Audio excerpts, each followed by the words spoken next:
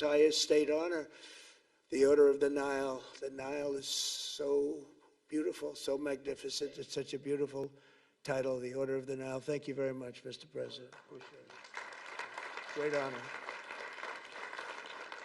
I also want to give a very special thanks to the Emir of Qatar, a man who's outstanding. He's been a friend of mine for a long time, long before politics, and he's a fantastically respected man. His Highness Sheikh Tamim is respected by everybody. He's respected by everybody, and in the most positive way, not only because of power, because of his heart. He's got a tremendous heart, and he's a great leader, and his country loves him. Thank you very much for being here. It's an honor. Let me also express our condolences to the Qataris on the tragic car crash that claimed the lives of your cherished diplomats, some of whom were known by our people, and they were supposed to be incredible people. So please extend our sorrow and best wishes. That was tough. That was really tough. On this extraordinary occasion, I also want to give our sincere thanks to President Erdogan of Turkey. He's always there when I need him. He's such a tough guy. He is tough as you can be, but we love him. And when they have a problem with you, they always call me to handle it. And usually I come through. We just have a good relationship, and we have from the beginning. And so I want to thank you very much and say hello to your wife, your beautiful wife. And it's great to be with you. Always there. When I need him, he's always there. Thank you very much, Mr. President. And I also want to thank, I just spoke to him on the phone, His Royal Highness Crown Prince Mohammed, Saudi Arabia, special friend of mine. Boy, he's come so long and so far, and he's doing a fantastic job for his country. And I want to just thank him. And, His Highness Sheikh Mohammed of the United Arab Emirates is here. Where? He's here someplace. Well, oh, he's not here, but he's here in spirit, I can tell you that. And he's been another one. He's been absolutely incredible, and we appreciate it very much. And His Majesty King Abdullah of Jordan, and thank you very much, King Abdul of Jordan. He's here. Thank you. Thank you. Thank you very much. And you really have been a great helper. We appreciate it. Appreciate it. Prime Minister Sharif of Pakistan, and also I have to say my favorite Field Marshal from Pakistan, who's not here, but the Prime Minister is here, and you're going to give his regards. Where are you? There you go. Thank you very much. Do you want to say what you said to me the other day? Come, would you like to say what you said the other day? I think it was so nice. Please. Thank you very much, my dear President Trump, my dear brother President Fath el-Sisi of Egypt, Majesties, Highnesses, Excellencies, ladies and gentlemen, Assalamu alaikum, and a very good evening. Well, I would say today is one of the greatest days in contemporary history, because peace has been achieved after untiring efforts led by President Trump, who is genuinely a man of peace, who has relentlessly and untiringly worked throughout these months, day in and day out, to make this world a place to live with peace and prosperity. I would say that Pakistan had nominated President Donald Trump for Nobel Peace Prize for his outstanding, extraordinary contributions to first stop war between India and Pakistan, and then achieve ceasefire, along with his very wonderful team. And today, again, I would like to nominate this great president for Nobel Peace Prize, because I genuinely feel that he is the most genuine and most wonderful candidate for Peace Prize, because he has brought not only peace in South Asia, saved millions of people, their lives. And today, here in Sharm el-Sheikh, achieving peace in Gaza is saving millions of lives in the Middle East. Mr. President, I would like to salute you for your exemplary leadership, visionary leadership. And I think that you're the man this world needed most at this point in time. World would always remember you as a man who did everything, went out of the way to stop 7 and today 8 wars. I would like to thank my very dear brother, Sheikh Tamim. He's Akh al-Shaqiq, who has really worked very hard along with others to achieve peace in this region. My very dear brother, President Tayyip Erdogan, His Majesty, King Abdullah, and of course, my very dear brother, Mohammed bin Zayed of UAE, and of course, my very dear brother, Crown Prince of Saudi Arabia. And he has also been very, very helpful and contributed very valuably in this wonderful peace process. Ladies and gentlemen, I wouldn't want to take more of your time. Suffice it to say, had it not been for this gentleman, not only, who knows, India and Pakistan are both nuclear powers. Had he not intervened along with his wonderful team, during those 4 days, the war could have escalated to a level. Who would have lived to tell what happened? And similarly, here in this part of the world, in the Middle East, Mr. President, your valuable contribution along with President Sisi, I think history will remember in golden words. I wouldn't say more, except God bless you, God give you long life to serve like this for all time to come. Thank you very much.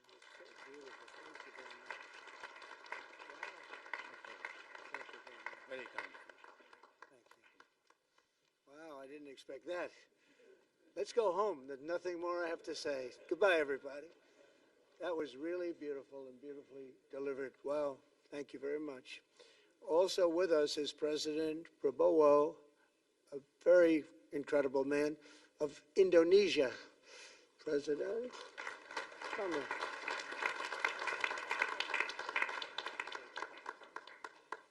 Great job. President Abbas of the Palestinian Authority. See, we have them all. We have them all. Good, great. It's good to have you. And so many others. I really have a list here. This first 3 rows and what's standing behind me, I don't know why they chose to stand, but it's there. They're going to be very famous tomorrow, all of them. We have the Arab League is represented by His Excellency, and thank you very much for being here. Thank you very much. We have Armenia, and Azerbaijan. That's a little war that we stopped. That's a little war. There they are. Look at them. They're sitting. When I met with them, it was in the Oval Office. They fought for like 31 years or some crazy number. And they had one sitting on that side of the Oval Office, one sitting. By the time we finished in 1 hour, they were both hugging each other. And now they're friends and they're getting along great. Look at it. So I want to thank you both. That's incredible. Really incredible. So you have Armenia and you have Bahrain, you have Canada. it's so great to have, in fact, the president called and he wanted to know if it's worthwhile. He knew exactly what it was. He knew the importance. Where's Canada, by the way? Where are you? Where are you? He knew the importance of this. He said, I want to be there. So many people have done that. They called. I mean, they heard about it. And these are not people that can do that very easily. They have pretty big schedules to put it in mind. The most powerful people. And I appreciate you being here very much, Mr. President. Fantastic. Fantastic. And Cyprus, Egypt, the European Union, it's a lot of countries. France, thank you very much, Emmanuel. I would imagine Emmanuel standing someplace behind me. Where is he? I can't believe it. You're taking a low-key approach today. He's my friend. That's great. Good job. Thank you very much, Emmanuel. Germany, the new Chancellor of Germany he's easy to spot because he's very tall and he's very smart and he's doing a fantastic job for his country. Appreciate it very much. And congratulations, a big election. That was a big one. That was going to change things. Greece, we have Greece. We have Hungary. Oh, Victor, where is Victor? Victor. We love Victor. Victor, I call him. You know, I put the little accent on it. You are fantastic, all right? I know a lot of people don't agree with me, but I'm the only one that matters. You are fantastic. He's a great leader. I endorsed him the last election he had, and he won by 28 points. So you're going to do even better this time. You have another election, and you're going to do great, and we appreciate it. And we're behind you 100%. That's Hungary. India is a great country with a very good friend of mine at the top, and he's just done a fantastic job. And I think that Pakistan and India are going to live very nicely together, right? That's not a very, they are. And they're two great, I'd say, leaders, great leaders as far as I'm concerned. Indonesia, we covered, and I just want to say that that's a big country, a powerful country. It does unbelievably well, and it's great to have you. Iraq, we have Iraq with lots of oil. They have so much oil, they don't know what to do with it. That's a big problem when you have so much, you have no idea what to do with it. So thank you very much thank you very much. Italy, we have a young woman who's, I'm not allowed to say it because usually it's the end of your political career if you say it. She's a beautiful young woman. Now, if you use the word beautiful in the United States about a woman, that's the end of your political career, but I'll take my chances. Where is she? There she is. You don't mind being called beautiful, right? Because you are. Thank you very much for coming. We appreciate it. She wanted to be here, and she's incredible, and they really respect her in Italy. She's a very successful politician. We have Norway. Oh, Norway. Norway. What happened, Norway? What happened? Where's Norway? Where is he? We have Johnny. We're going to the World Cup. I can tell you that. Where's Norway? I don't think he wants to stand. Oh, he's back there. There we have Norway. Oman. Again, we have Paraguay. We have really fantastic representative from Saudi Arabia. Thank you very much. I'll tell you what, and this time we'll get you the best seat. He always gets the best seat. He deserves the best seat. But what a great place it is. Spain. Where's Spain? Are you guys working on him with respect to the GDP? We'll get close. We'll get close. But fantastic job you're doing. And UAE, which is great. United Kingdom. Where's United Kingdom? Where's our friend? Come here. Is everything going good? Very good. That's very nice of you here. These people all came in like 20-minute notice. And I think it's fantastic. And we have so many others, and just so many others. And it's such a compliment to what we're doing, because what we've done is something very unique and very special. So it's perhaps the wealthiest and most powerful group of nations ever assembled at one time, which is a big thing. We have achieved together in recent days a change that really is historic, and it's going to be remembered forever. And I want to thank the American team for their amazing work, and I want to thank, I think he'll go down as the greatest Secretary of State in the history of our country. I really believe that, Marco, or I wouldn't say it. Marco Rubio, I wouldn't say it. Maybe I would. You're doing a great job. I'll tell you, he's on course to do it. We've done a lot of work in 9 months. We've done a lot of work. I say that, 1 year ago, a little more, but 1 year ago, America, the United States of America was it was a dead country. The king told me, and I use that, he said, sir, 1 year ago it was a dead country. Today you have the hottest country anywhere in the world, and it is. It's the hottest country. So many investors are here.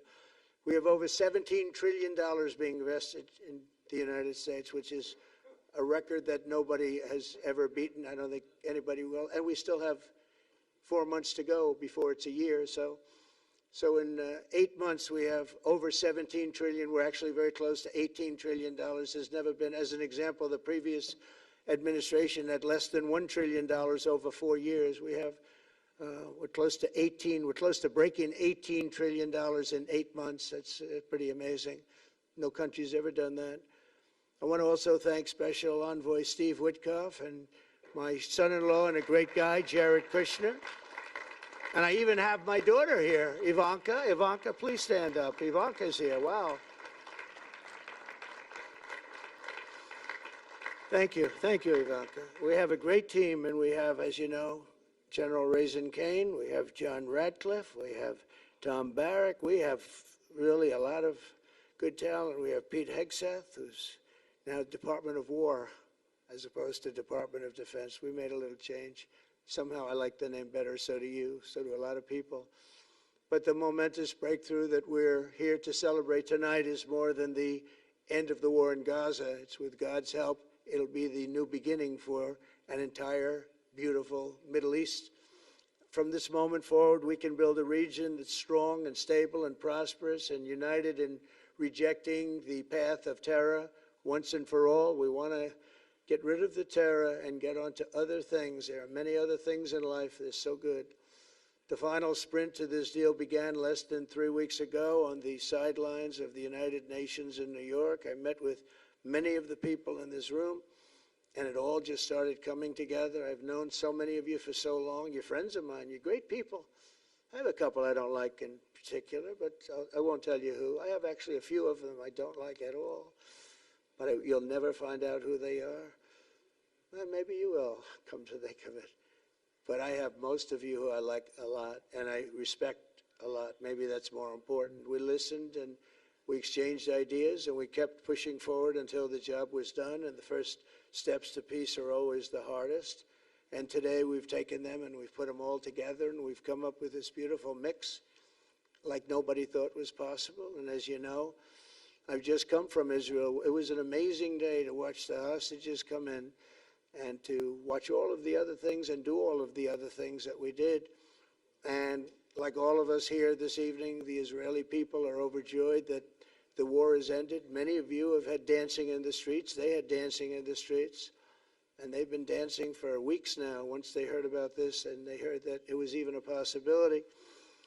They're elated at the arrival of the hostages and excited to begin this new chapter for the entire region, and it's going to be that. And they are going to be great partners, and I hope everybody's going to join the Abraham Accord. I like to say the Avraham.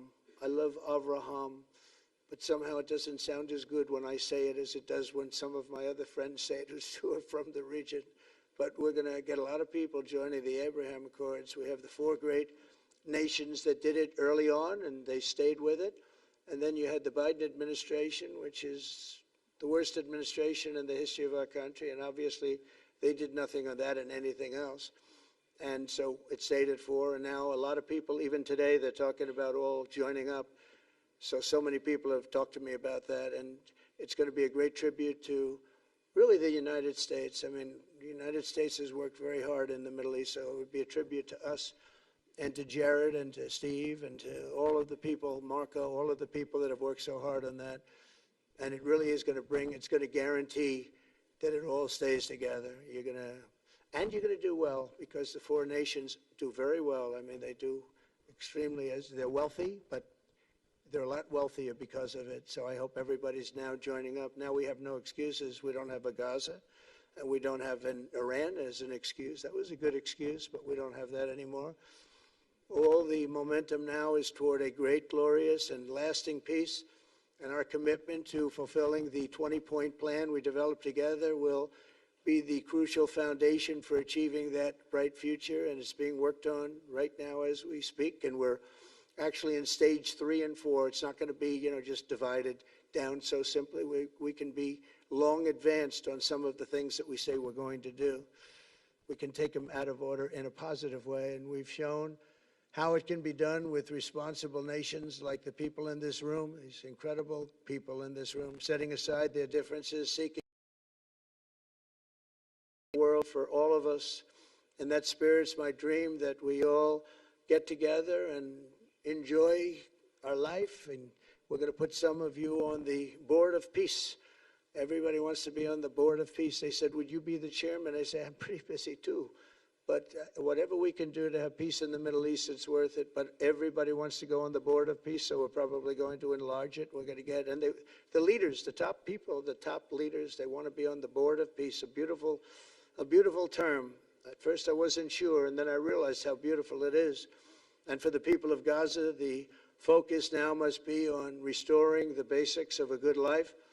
We're going to have a lot of money coming into Gaza and a lot of rebuilding and building. It's not so much rebuilding, it's really building, cleaning up and building. And I'm pleased to announce that numerous countries of great wealth and power and dignity have come forward to me just today and over the last week to say they want to help in the reconstruction of Gaza, putting up whatever money is necessary. And the money is, of course, it's a lot of money, but it's not much compared to the value or the wealth of these tremendous countries, and they are ensuring stability and success in the Middle East. So when you think about it, it's a very, very small amount of money is necessary, relatively speaking. And as those commitments are made, I'm going to let the world know who is doing it, because they really deserve great credit for doing it, and they're going to do something that's really monumental. This is a monumental day. This is a monumental moment in the history of the world beyond the Middle East. We've all agreed that supporting Gaza must be done to lift up the people themselves, but we don't want to fund anything having to do with bloodshed, hatred, or terror, as has happened in the past. And for the same reason, we're also agreed that Gaza's reconstruction requires that it be demilitarized and that a new, honest civilian police force must be allowed to create a safe condition for the people in Gaza. As I said earlier, I intend to be a partner in securing a better future. We're going to be working, you're going to be working with the United States, and we're going to make sure that the Middle East is going to be a safe and secure place. It's a very important place in the world, means so much. There were so many people who said the Middle East, and this has been going for many, many decades. I've read it many times, that World War III will begin in the Middle East. It's not going to happen. That's not going to happen. There was a time that you would have thought it could have, but it's not going to happen. There won't be World War III, hopefully at all, but it's not going to start in the Middle East. We're not going to have a World War III if we're smart. There'll never be a World War III. Our work begins right here and right now. From ancient times, this region has been extraordinarily mixed with respect to people, culture, religions, all of the different elements of national characters, unlike maybe anywhere else on earth. And for 3,000 years, there's been conflict. For whatever reason, there's been tremendous conflict, always conflict. But today, for the first time anyone can remember, we have a once-in-a-lifetime chance to put the old feuds and bitter hatreds behind us. And that's why so many people in this room, they didn't get along. Some did, some didn't, but they're getting along now. This has brought the people together. This is the first time the Middle East crisis has brought people together as opposed to driving them apart. And to declare that our future will not be ruled by the fights of the generations past, which is foolish. So together, let us continue in the spirit of cooperation and goodwill that has finally brought us to this incredible, historic breakthrough. If we do together, we will reach the Middle East's incredible destiny, a safe and prosperous and beautiful crossroads of culture and commerce, faith in humanity and geographic center. This will be the geographic center of the world. So I just want to thank everybody for being here. I want to thank you all for what you've done and for this quick notice. It all came together just at one little period. It just came together. It's, the greatest deals happen that way. If you do anything about deals, that's all I've done all my life is deals. The greatest deals just sort of happen. And that's what happened right here. And maybe this is going to be the greatest deal of them all, not just nation building, not just having to do with this or the political whims. This will be maybe the greatest deal of them all, period. And I want to thank all of you and all of these great nations and this region for what it's gone through and all of the fights it's had, or life over death and hope over strife and harmony over hatred. That's what we want. We want it to be that way because together we're going to forge a magnificent, great, and enduring peace. I want to just end by saying God bless you all. God bless the Middle East. God bless your countries. And God bless you. Thank you very much, everybody. Thank you. Thank you very much. Thank you.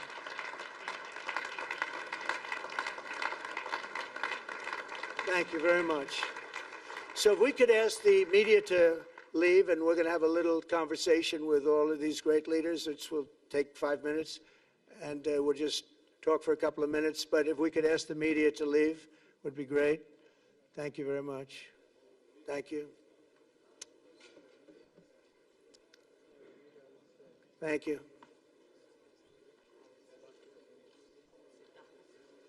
Thanks. Is he going back? I'm glad you upgraded me to president. Oh, did I say?